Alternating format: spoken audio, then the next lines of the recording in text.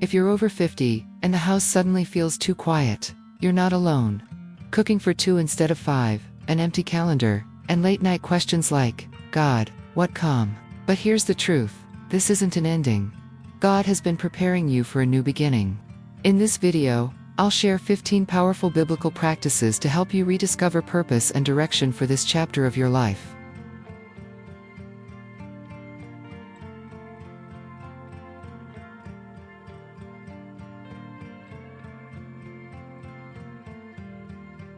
Here's what shocked me about women over 50.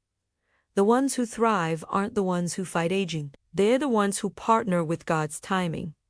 I met Linda last year. She's 54, recently empty nested, and told me she felt like a deflated balloon after her youngest left for college. But 6 months later, she said something profound. I stopped asking God why this season came and started asking Him what this season was for. The Psalm says, Lord, my times are in your hands. But here's what most of us miss.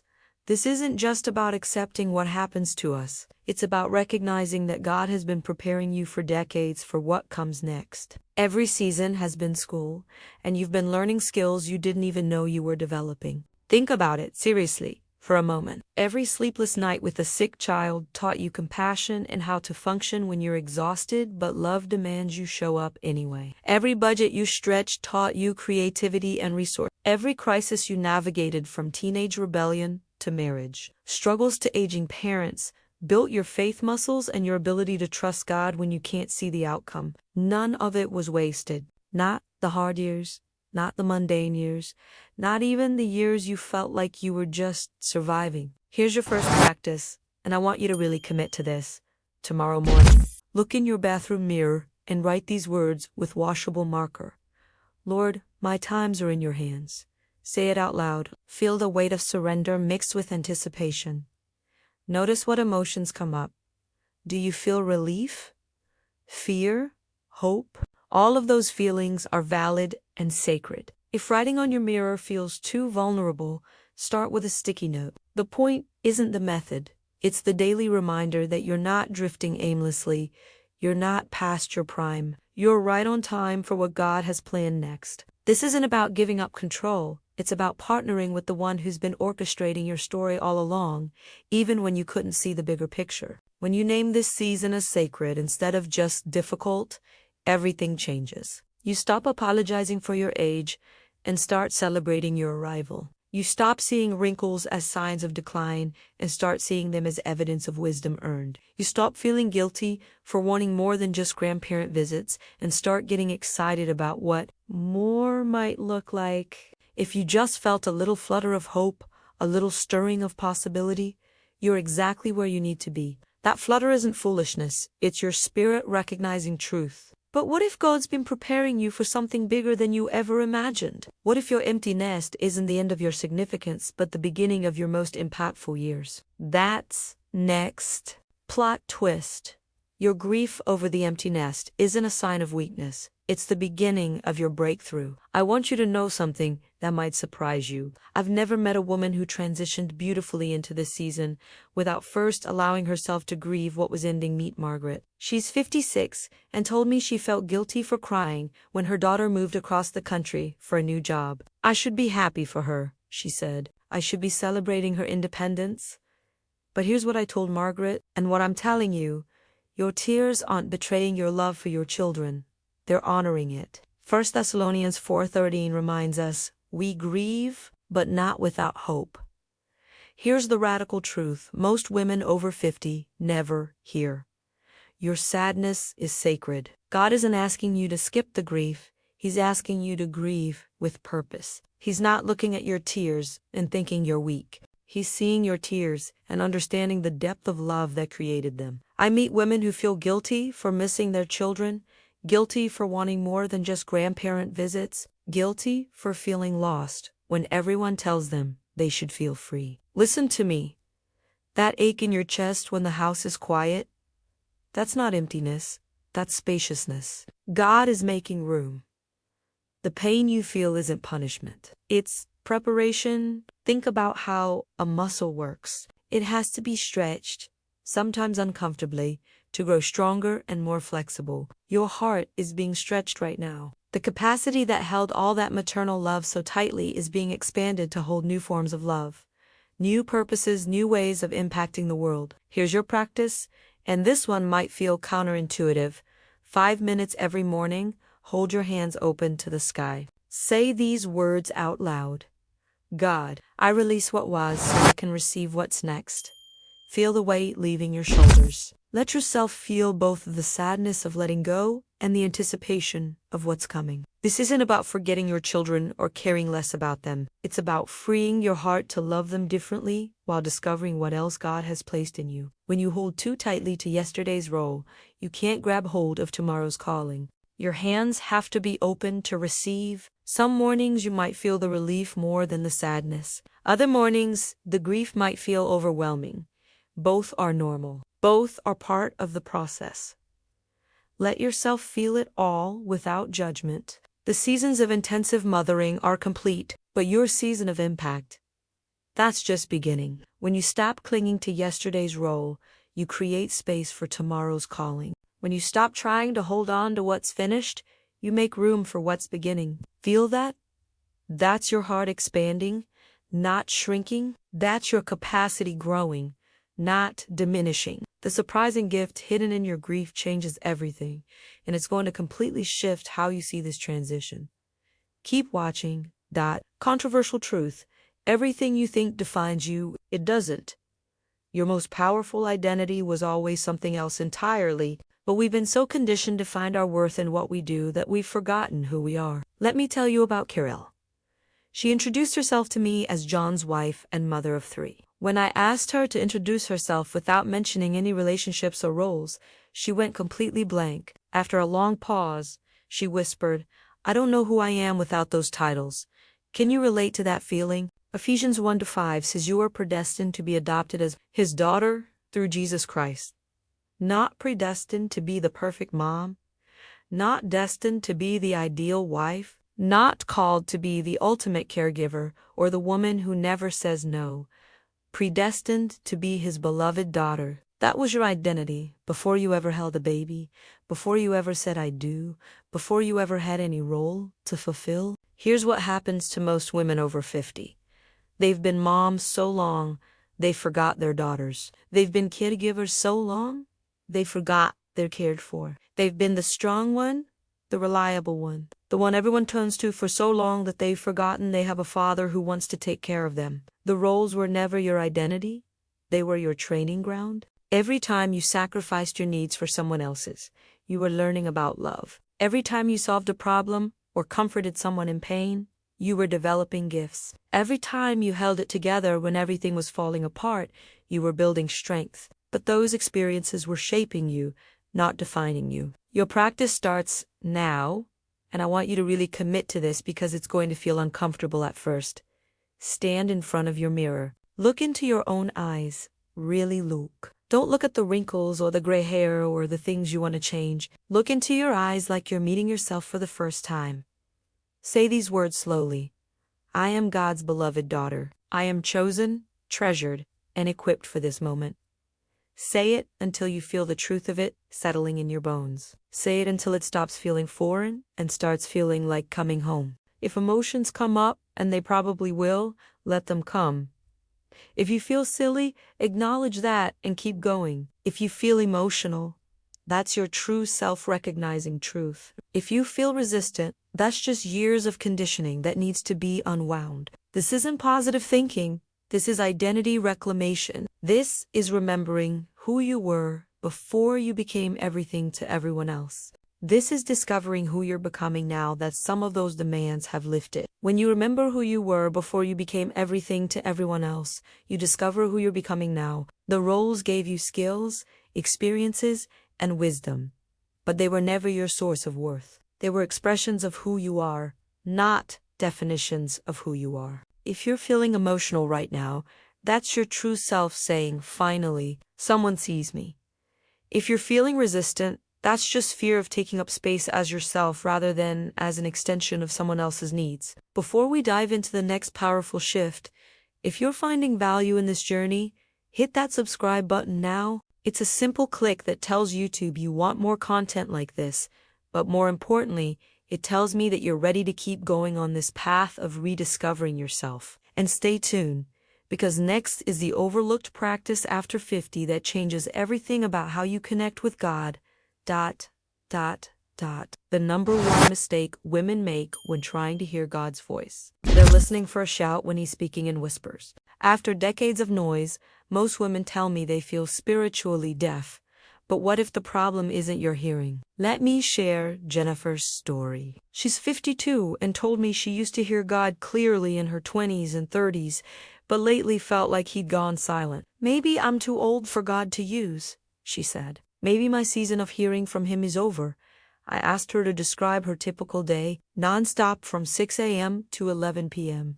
Even in her quiet moments, her mind was racing with lists and worries and plans. John 10:27 promises, "My sheep hear my voice." But here's what I realized. After decades of noise, children calling mom, every few minutes, careers demanding constant attention, phones buzzing with urgent requests, many women over 50 tell me they feel spiritually deaf. But here's a secret that changes everything. God didn't get quieter. Your world got louder. But now your house doesn't echo with constant demands. Your phone isn't ringing with school emergencies. Your mind isn't split between 17 different urgent needs every moment of every day. God's voice isn't competing with your chaos anymore. In the quiet house, in the slower mornings, in the moments when you're not needed urgently by anyone, his whispers become clear again. This isn't about spiritual dryness. This is about divine intimacy becoming possible again. This is about having the mental and emotional space to tune into a frequency that's always been broadcasting, but you haven't been able to receive clearly. Think about it like this. Imagine trying to have an intimate conversation at a rock concert versus having that same conversation in a peaceful garden. Same voices, same hearts, but completely different ability to hear and be heard. Here's your whisper practice, and I want you to commit to this for at least 2 weeks before you decide if it's working. 10 minutes, same time daily. This consistency is crucial because you're retraining your spiritual ears. Light your candle, the visual focus helps your mind settle. Open your journal and ask one simple question. God, what do you want me to know today? Then write whatever comes. No editing, no judging, no analyzing whether it sounds spiritual enough. The whisper often sounds like your own thoughts, but it carries his heart. You might write something as simple as rest today, or call your sister, or you're more loved than you know. Don't dismiss the simple things. They're often the most profound. This practice isn't about dramatic revelations or visions or hearing an audible voice. It's about daily intimacy. It's about creating space for a conversation that's always available but rarely accessed because we're too distracted to participate. God has been waiting for this season when you finally have the space to hear him without interruption. Your empty nest isn't empty. It's finally quiet enough for whispers. The stillness you sometimes feel isn't emptiness, it's availability. Feel that stillness settling over you right now. That sense of space opening up in your chest. That's not emptiness. That's availability. That's your spirit recognizing that you're finally positioned to hear what's always been there. Your secret superpower that younger women desperately need is hiding in plain sight, and once you discover it, everything shifts. Here's what younger women don't understand yet. Your spiritual gifts didn't disappear after 50. They finally have space to flourish. But first, let me tell you about Ruth. Ruth is 58 and always thought she didn't have any special gifts. I'm just a mom and a bookkeeper, she'd say. Nothing special. But when I started asking her questions, here's what emerged. She could walk into any chaotic situation and immediately see what needed to be organized first. She could sense when someone was struggling, even when they were trying to hide it. She could take a complicated problem and break it down into manageable steps that anyone could follow. Ruth, I said, you have the gifts of administration, discernment, and teaching. You've been using them for decades. You just didn't recognize them as spiritual gifts because you were using them in survival mode instead of service mode. Romans Dozie. SACE reminds us we have different gifts according to the grace given to each of us. But here's what's revolutionary about your 50s. The gifts you've been using in survival mode can now be used in service mode. You've been developing and refining these abilities for decades, often without realizing it. Think about this seriously for a moment. The intuition that helped you know when your teenager was lying? That's the gift of discernment. The ability to stretch a grocery budget and still feed everyone well. That's administration and helps. The way you could calm a crying baby when no one else could. That's the gift of mercy in action. The way you could see potential in people when others saw only problems. That's encouragement and the way you could organize a family vacation, coordinate schedules for 5 different people, and somehow make it all work. That's leadership and administration. The way you could sense when your spouse had a bad day before he even said a word. That's discernment and compassion. The way you could take a crisis and figure out practical next steps. That's wisdom and problems. Your practice is revealing and might surprise you. Take this simple assessment, but really take time with it. Don't rush through it. List 5 things people have always said you're naturally good at. Think back to childhood, to early adulthood, to comments people have made over the years. What do people consistently come to you for help with? Next, list 5 activities that make you lose track of time. What are you doing when you suddenly realize hours have passed and it felt like minutes? What energizes you instead of draining you? Finally, list 5 problems in the world that genuinely break your heart. What injustices or struggles make you angry or sad? What do you see and think someone should do something about that? Where these 3 lists overlap, that's your sweet spot. That's where your gifts, your passion, and your burden intersect. That's where God wants to use you next. Now here's the crucial next step. Pick one small way to experiment with this intersection this week. Just one small step. Tutor a struggling student if education breaks your heart and you're good at explaining things. Organize a community event if you see isolation in your neighborhood and you're naturally good at bringing people together. Mentor a young mother if you see women struggling with parenting and you have wisdom to share. Start small, but start. Don't wait until you feel completely ready or completely qualified. Your gifts weren't given for your family's consumption alone. They were given for God's kingdom expansion. That excitement bubbling up as you think about possibilities. That's recognition, not ego. That's your spirit. Recognizing that, you're finally positioning yourself to operate in your sweet spot instead of just your survival spot. But wait, everything I just said about gifts, forget it for a moment. Here's the real secret that changes everything about how you use those gifts. Actually, the opposite is true. Your gifts mean nothing without this foundation. Controversial truth, what you thought mattered most in your 30s and 40s doesn't anymore. And that's not a loss, that's liberation. Let me tell you about Susan. She spent her 40s climbing the corporate ladder, maintaining a perfect house, volunteering for everything, and trying to be the ideal mother and wife. At 53, she had a mild heart attack. Nothing life-threatening, but it was a wake-up call. I realized, she told me, I was living according to everyone else's values, not my own. Proverbs 4:23 warns us to guard your heart, for everything you do flows from it. But what happens when life strips away everything you thought you valued? What happens when the external pressures that once drove your decisions start to feel meaningless? You discover what actually matters. You discover your authentic values. Here's what I see happening to women in their 50s. The house doesn't have to be perfect anymore. Connection matters more than cleanliness. The career achievements that once felt so important now feel hollow. Impact matters more than income. The social obligations that once felt mandatory now feel meaningless. Authenticity matters more than approval. This isn't about becoming selfish or irresponsible. It's about becoming selective and intentional. It's about recognizing that you don't have unlimited energy anymore. So you better spend it on what actually matters instead of what you think should matter. Here's your practice, and this one might be: write down your top 5 values from age 30. Really think about what drove your decisions back then. Security, achievement, approval, appearance, control. Now, write down what you actually spend your time on now. What do your actual choices reveal about your current values? Circle what overlaps. Those are your authentic values that have remained consistent. Cross out what doesn't serve this season anymore. This isn't about judgment or regret. It's about clarity. Now ask yourself, what values have emerged in this season that weren't priorities before? Maybe rest. Maybe depth over breadth.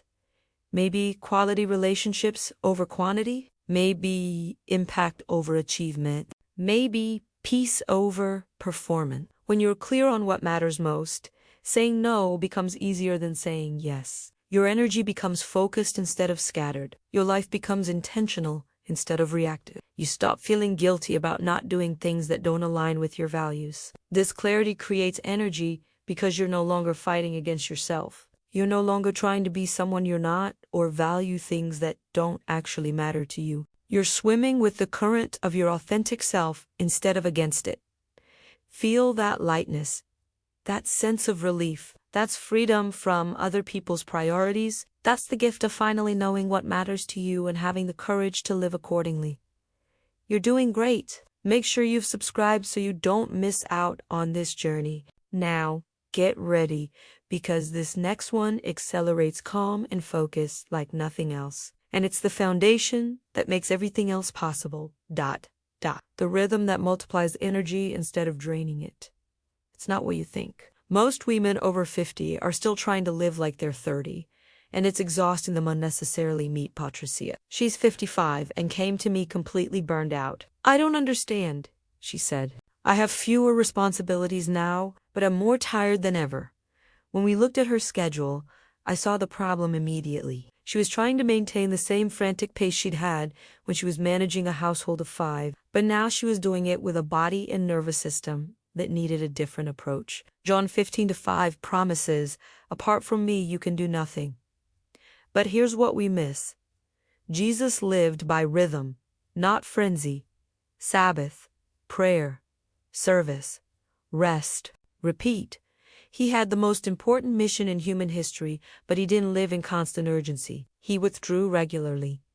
He rested intentionally. He said no to good things to save energy for the best things. After decades of chaos, your body and soul are craving this divine rhythm. But most women over 50 make this critical mistake. They try to create the perfect schedule instead of the sustainable rhythm. Schedules break under pressure. Rhythms bend and adjust while keeping you centered. Think about the difference between a machine and a living organism. A machine runs the same way, regardless of conditions, until it breaks down. A living organism adjusts to seasons, to weather, to its environment, but maintains its core nature. Your life needs to function more like an organism and less like a machine. Your practice is both simple and revolutionary.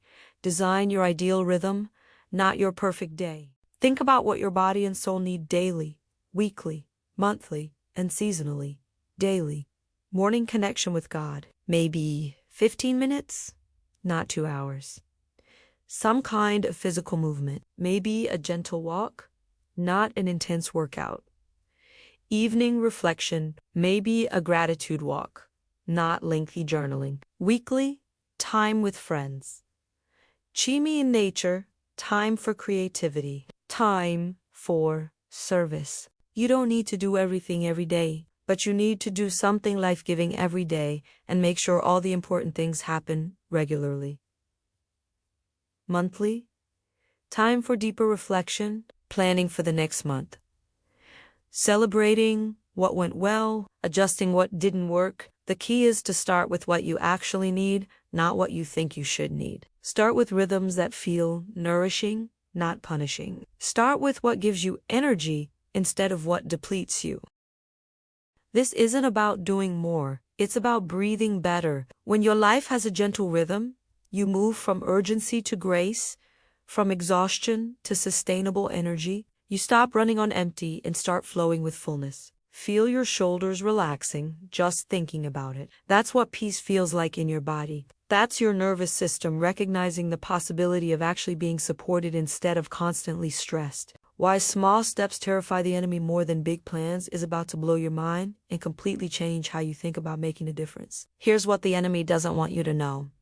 He's not afraid of your big dreams. He's terrified of your small obedience, because big dreams can be delayed, discouraged, or derailed.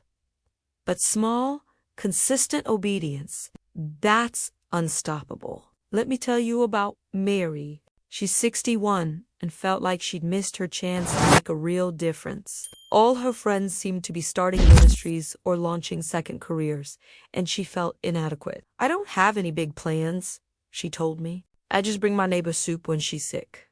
6 months later, Mary was mentoring 3 young mothers in her neighborhood, had started a meal train ministry at her church, and had become the unofficial, safe person that women called when they needed someone to listen. But I never planned any of this, she marveled. I just kept making soup.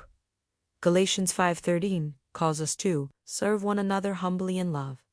But here's the revolutionary truth about your 50s. You finally understand that small acts done with great love change the world more than grand gestures done for recognition. Think about how change actually happens in people's lives. It's rarely the big dramatic moments that transform someone. It's the accumulation of small, consistent acts of love. It's the friend who texts encouragement every Tuesday. It's the neighbor who always waves and asks how you're doing. It's the person who remembers your struggles and checks in without being asked.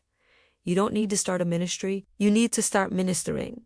You don't need to change the world. You need to change your corner of it. One conversation, one meal, one prayer, one act of kindness at a time. Your practice is deceptively simple but profoundly powerful.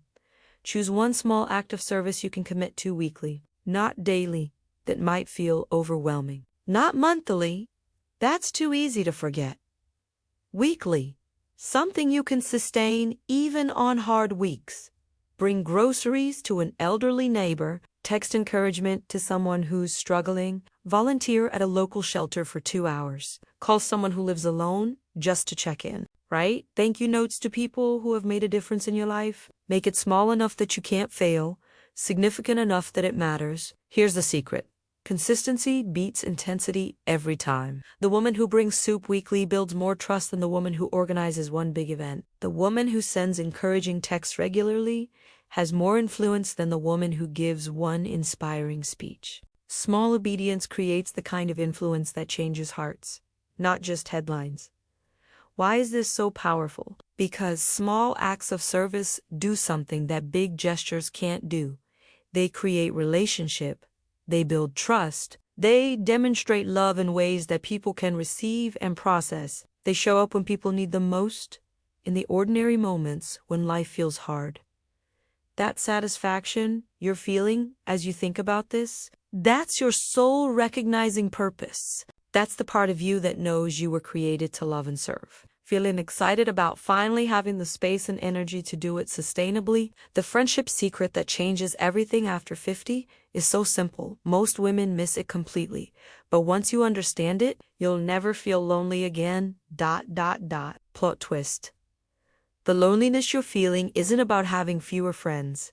It's about having the wrong kind of friends. And that's not a criticism of your current friendships. It's recognition that your needs have evolved. Let me tell you about Linda and Joyce. They've been friends since their kids were toddlers, bonded by carpools and soccer games and endless conversations about parenting challenges. But at 54, Linda realized that every conversation with Joyce left her feeling drained. They only talked about health problems, difficult adult children, and complaints about their husbands. I love Joyce, Linda told me, but I need friends who see possibility, not just problems. Proverbs 27:17 promises, iron sharpens iron, and one person sharpens another. But here's what changes after 50. You stop needing people who drain you and start craving people who strengthen you. You stop having time for relationships that only rehash the past and start desiring connections that inspire your future. The friendships that sustained you in your 30s, built around carpools and kids' activities and shared circumstances, may not sustain you now. Not because those friends are bad people, but because you need different things from friendship now. You need friends who see your future, not just your past. Friends who call out your calling, not just your comfort. Friends who challenge you to grow, not just sympathize with your struggles. Friends who are also asking, what's next? Instead of only lamenting what was. This doesn't mean you abandon old friendships, but it does mean you might need to add new ones that match where you're going, not just where you've been. Your practice is simple but requires courage. This week, reach out to one person who inspires you spiritually, someone whose life demonstrates growth, purpose, hope. Ask them to coffee, not to unload your problems, but to learn about their journey. Ask questions like, what's stirring in your heart these days? What are you learning about yourself in this season? How do you stay connected to purpose when life feels routine? Also, join one new group where faith and growth are the focus, not just social connection. This might be a Bible study that goes deeper than surface level, a book club that reads challenging material, a volunteer group working on something you care about, or a hiking group that combines physical activity with meaningful conversation. Here's the secret that changes everything. The best friendships after 50 aren't based on shared history, they're based on shared destiny. When you connect with people who are also pursuing God's next chapter for their lives, you find the iron that sharpens iron. These friends won't just ask, how are you? They'll ask, who are you becoming? They won't just support your comfort, they'll challenge your growth. They won't just validate your fears, they'll speak courage into your dreams. Feel that longing, stirring. That's not loneliness, that's readiness for deeper connection. That's your spirit recognizing that you're ready for relationships that go beyond the surface level you've been satisfied with before. If you're finding this helpful, please give this video a like. It truly helps others find it. And remember to subscribe. Coming up, what happens when you see your spouse with fresh eyes after decades of marriage? What happens when you see your spouse with fresh eyes after decades? Everything you thought you knew about love gets upgraded. But first, let me be honest about something. This doesn't apply to everyone watching, and that's okay. Some of you are single by choice, some by circumstance. Some are widowed, some are divorced. The principles I'm sharing about seeing people with fresh eyes apply to any close relationship with adult children, siblings, or dear friends. Love is love and relationship skills transfer. But for those of you who are married, let me tell you about Tom and Sandra. Married 28 years, empty nesters for 3 years, and sitting in my office because Sandra said we're like polite roommates. We've forgotten how to actually connect. Sound familiar? Romans 12:10 instructs us to honor one another above yourselves. But here's what's beautiful about love after 50. You finally understand that intimacy isn't about perfection, it's about presence. It's not about being the couple you were at 25, it's about discovering the couple you're becoming at 55. For decades, your conversations revolved around logistics. Who's picking up kids? What's for dinner? How to pay the bills? Which game needs a snack mom? Whose turn it is to deal with the broken garbage disposal? Important conversations, necessary conversations, but not connecting conversations. Now you have space for the conversations that build connection instead of just managing chaos. Now you can ask each other questions like, what's stirring in your heart? And actually have time to hear the answer. Your practice requires intentionality, but will revolutionize your relationship. Schedule weekly discovery time with your spouse or closest friend, not date night where you go out and get distracted by entertainment, but intentional conversation time where you rediscover each other. Ask questions like, what's stirring in your heart these days? What do you want to learn in this season? What dreams are you afraid to voice? How can I support who you're becoming, not just who you've always been? What do you need from me that you might be afraid to ask for? Listen like you're meeting them for the first time. Don't finish their sentences. Don't assume you know what they're going to say. Don't immediately relate everything back to your own experience. Just listen with curiosity and respect. Here's the miracle. When you stop relating to who they used to be and start discovering who they're becoming, your relationship gets a second beginning. The empty nest isn't just about your kids leaving. It's about you and your spouse, rediscovering each other without the constant interruption of parenting demands. This takes practice because you've developed habits of interaction that might not serve you anymore. You might discover that you've both changed in ways that surprise you. That's not a problem to solve. It's an adventure to embrace. Feel those butterflies, those little sparks of excitement. They never really left. They were just sleeping under years of logistics and exhaustion and taking each other for granted. The play practice that unlocks creativity you forgot. you had is about to change your whole perspective on aging and what's possible in this season. Here's what nobody tells you about getting older. The women who age with joy are the ones who remember how to play, but somewhere along the way, we convinced ourselves that being responsible meant being serious all the time. Let me tell you about Gloria. She's 59, grandmother of 4, and told me she felt guilty every time she had fun. Shouldn't I be more serious at my age? Shouldn't I be focused on important things? Then her 3-year-old granddaughter asked her to dance to a silly song, and Gloria said no because she felt too dignified. Later that night, she called me crying. I've become the kind of adult I never wanted to be. Philippians 4:2, 4 commands us to rejoice in the Lord always, not just when life is going well, not just when we feel spiritual, not just when everything is under control, but always. Joy isn't a luxury for women over 50. It's a necessity. It's medicine for your soul and a gift to everyone around you. For decades, you put play on hold. There was no time for frivolous fun when there were mouths to feed and futures to secure and crises to manage. Every moment of leisure felt selfish when there were so many responsibilities pressing down on you. But here's God's gift to your 50s. You finally have permission to enjoy yourself again. You finally have the emotional and mental space to rediscover what brings you pure, uncomplicated joy. Your practice might feel vulnerable at first. Schedule one holy play activity this week. Something that makes you giggle. Something that connects you to the part of yourself that existed before you became responsible for everyone else's well-being. Finger painting, dancing to music from your youth in your living room. Building a snowman if there's snow, or a sandcastle if you're near a beach. Learning TikTok dances with your grandkids. Taking an improv class, singing karaoke, trying a craft you've never attempted. The more ridiculous you feel, the closer you are to breakthrough. This isn't about being immature, it's about being unguarded. When you give yourself permission to be silly, you unlock creativity, reduces stress, and model joy for the younger women watching you. You show them that growing older doesn't mean becoming boring or overly serious. Play is not the opposite of purpose. It's the fuel for purpose. When you remember how to laugh at yourself, how to try new things without worrying about being perfect, how to enjoy the moment without thinking about productivity, you reconnect with a part of yourself that's been dormant but never dead. Feel that giggle trying to escape? That lightness in your chest. That's your inner child saying, "Thank you for remembering me." That's the part of you that knows life is meant to be enjoyed, not just endured. The money mindset shift that brings supernatural peace is going to challenge everything you believe about security and force you to examine what you really trust. Controversial truth coming up.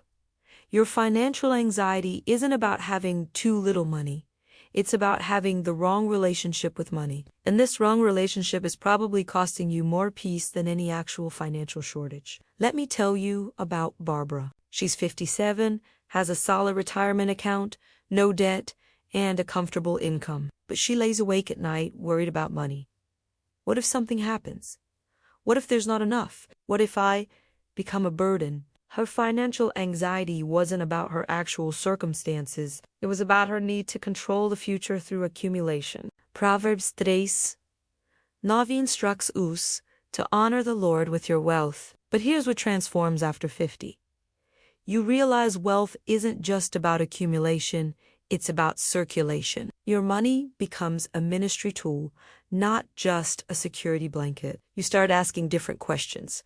Not just, do I have enough, but how can I use what I have for kingdom purposes? The scarcity mindset that may have served you in survival seasons can sabotage you in your stewarding seasons. When you were raising children on a tight budget, being careful with every penny made sense. But if you carry that same anxious energy into a season where you have more resources and fewer dependents, it can steal your peace unnecessarily. God isn't asking you to be foolish with finances. He's asking you to be faithful with them. There's a difference between being wise and being worried, between being careful and being controlled by fear. Your practice will require both practical action and spiritual surrender.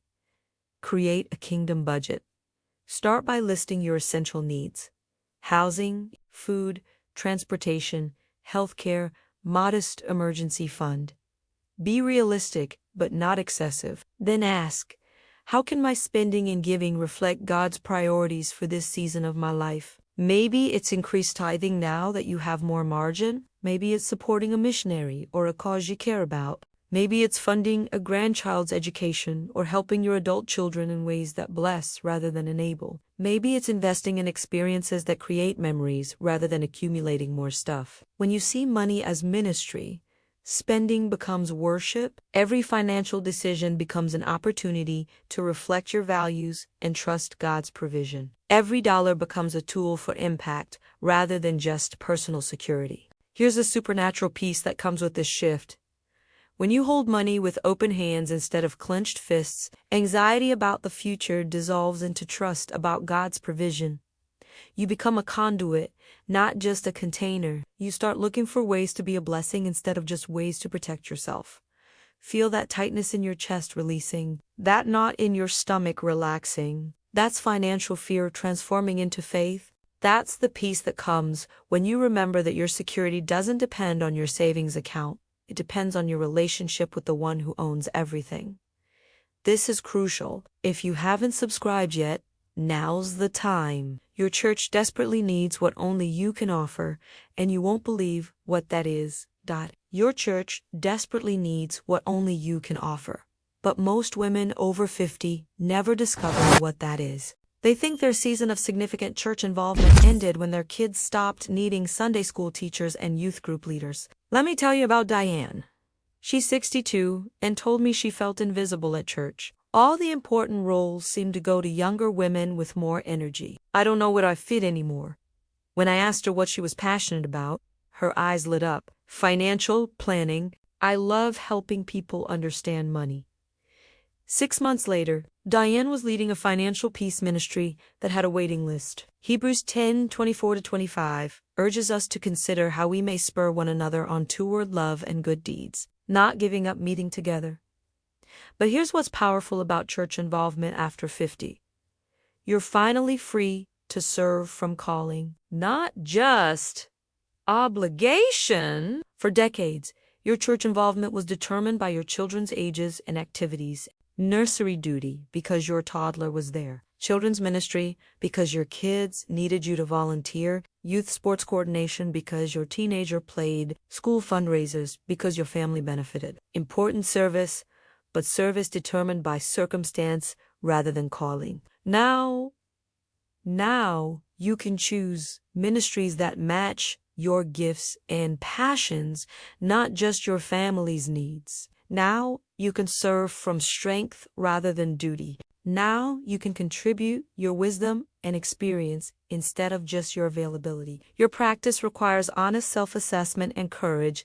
Commit to one new church involvement that excites you, not just serves you. Something that uses your life experience as qualification, not liability. Maybe it's mentoring young mothers who are overwhelmed by the season you've successfully navigated. Maybe it's financial planning ministry because you've learned hard lessons about money. Maybe it's caring for elderly members because you understand what they're facing. Maybe it's leading a grief support group because you've walked through loss. Maybe it's organizing mission trips because you finally have the freedom to travel. Choose something that uses the wisdom you've gained through decades of life experience. Choose something where your age is an asset, not an obstacle. Choose something that energizes rather than drains you. Here's what's beautiful. The wisdom you've gained through decades of life experience is exactly what your church community needs. You're not just filling spots in the church, you're filling gaps in people's lives with the very experiences that once broke you but now make you uniquely qualified to help others. You bring perspective that younger women don't have yet. You bring stability that comes from having weathered multiple storms. You bring freedom from trying to prove yourself because you know who you are. You bring patience that comes from understanding that most problems work themselves out with time and prayer. Feel that sense of belonging washing over you. That excitement about contributing in a meaningful way, that's your purpose crystallizing. That's the part of you that knows you have something valuable to offer, recognizing that now is your time to give it. The testimony formula that opens hearts every time is about to make you unstoppable in the best possible way. Here's what shocked me. The women who change the most lives after 50 aren't the ones with perfect stories. They're the ones who tell their true stories well. Your story is more powerful than you realize. but only if you learn to tell it with Let me tell you about Karen. She's 56 and always said she didn't have a testimony worth sharing. Nothing dramatic ever happened to me, she'd say. I just had a normal life with normal struggles. But when she learned to frame her story differently, everything changed. Karen's story wasn't about dramatic rescue from addiction or miraculous healing from terminal illness. Karen's story was about how God sustained her through 30 years of marriage to a difficult husband, how faith carried her through financial struggles, how prayer got her through the loneliness of miscarriage and the challenge of raising a special needs child. Normal struggles, she had called them, but when she started sharing how God showed up in the ordinary hard places, women lined up to talk to her. Because most women don't need to hear about miracles, they need to hear about faithfulness in the midst of regular life difficulties. 1 Peter 3:15 calls us to always be prepared to give an answer for the hope that you have. But here's the secret. Your most powerful testimony isn't about what God did for you, it's about who God made you through what He allowed. You've lived through decades of God's faithfulness. Job losses, health scares, relationship struggles, parenting challenges, financial pressures, family conflicts, dreams deferred, hopes disappointed, prayers that seemed unanswered for years, but you're still here. You're still believing. You're still trusting. Every trial was a tutorial in God's character. Every victory was a testimony to His goodness. Every season of waiting was a master class in faith. Now you have something younger women desperately need: proof that God shows up, evidence that faith works, demonstration that you can trust Him even when you can't see the outcome. Your practice requires vulnerability, but will multiply your impact. Craft your 3-minute testimony using this formula. I used to struggle with blank, but then I discovered blank, and now I blank. Practice it with a timer until you can share it naturally without rambling or getting lost in unnecessary details. Make it specific enough to be believable, hopeful enough to inspire action. Don't try to include your whole life story. Focus on one main theme. One major way God has shown His faithfulness in your life. When you own your story and tell it with confidence, you give other women permission to believe their stories can have good endings too. Your testimony becomes a bridge for their transformation. Feel your voice growing stronger as you think about sharing. That confidence building in your chest, that's courage replacing fear. That's the part of you that knows you have something valuable to say. Finally, getting ready to say it. Almost there. We're nearing the end of this transformation. Subscribe now so you get notified for our next video. Before we wrap up, this final practice ensures you never lose your way again and keeps you moving forward even when motivation fades. This final practice ensures you never lose your way again. And it's so simple. Most women skip it, which is exactly why they stay stuck in patterns that don't serve them and lose momentum on the very changes they most want to make. Let me tell you about Helen.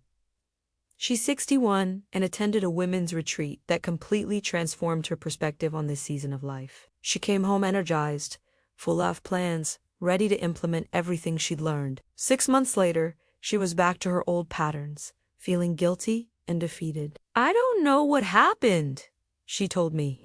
I was so motivated, but somehow I just drifted back to the way things were. Proverbs 16:9 reminds us, in their hearts humans plan their course, but the Lord establishes their steps. But here's the wisdom that comes with age.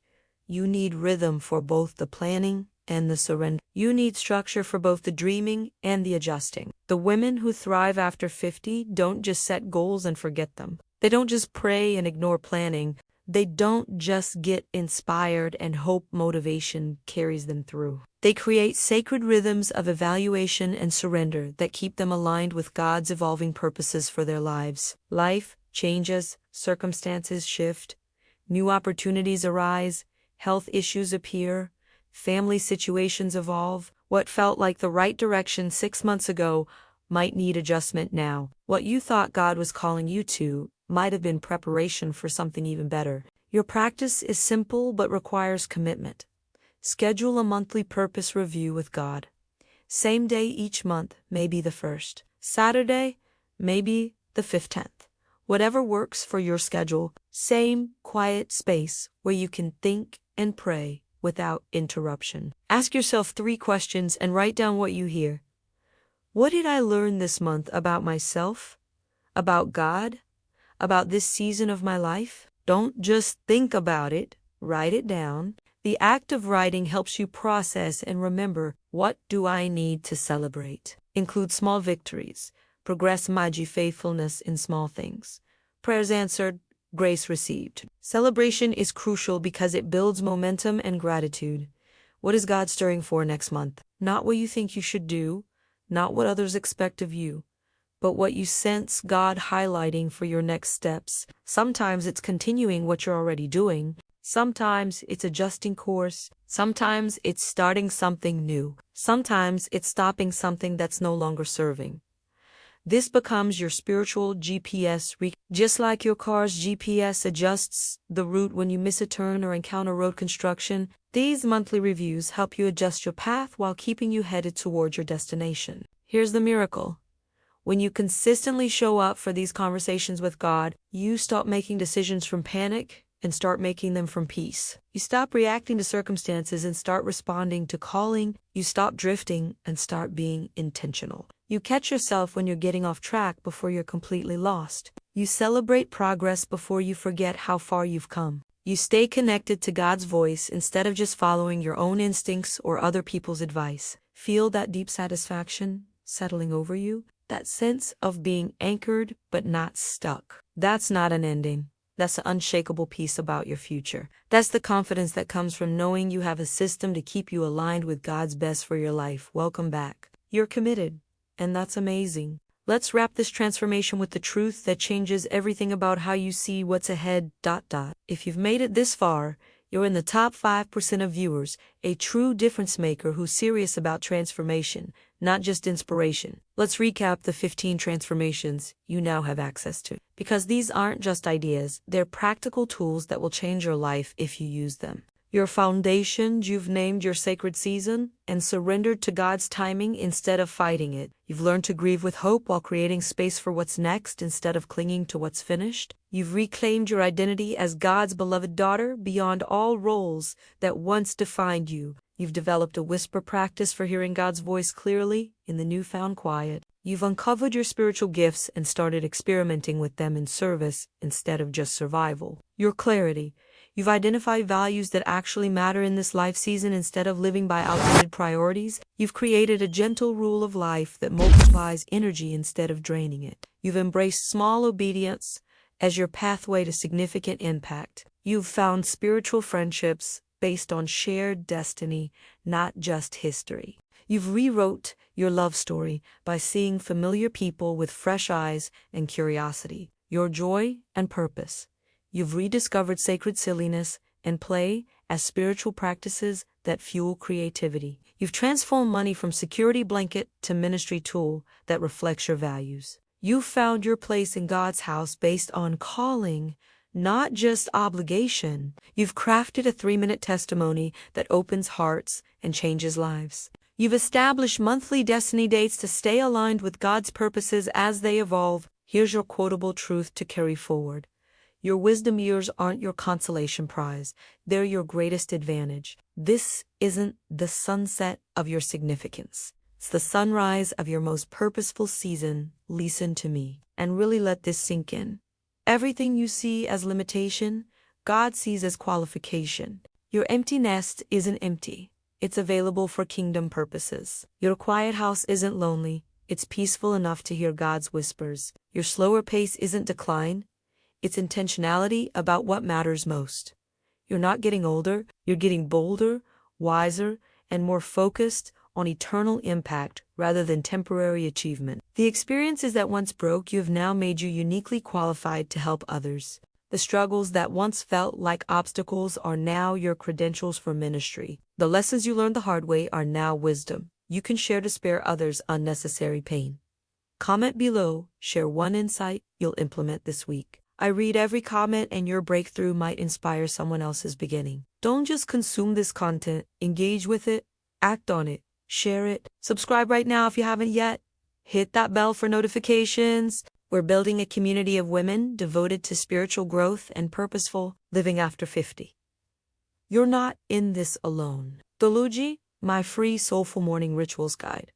5 simple practices to start each day, connected to your purpose. Link is in the description below.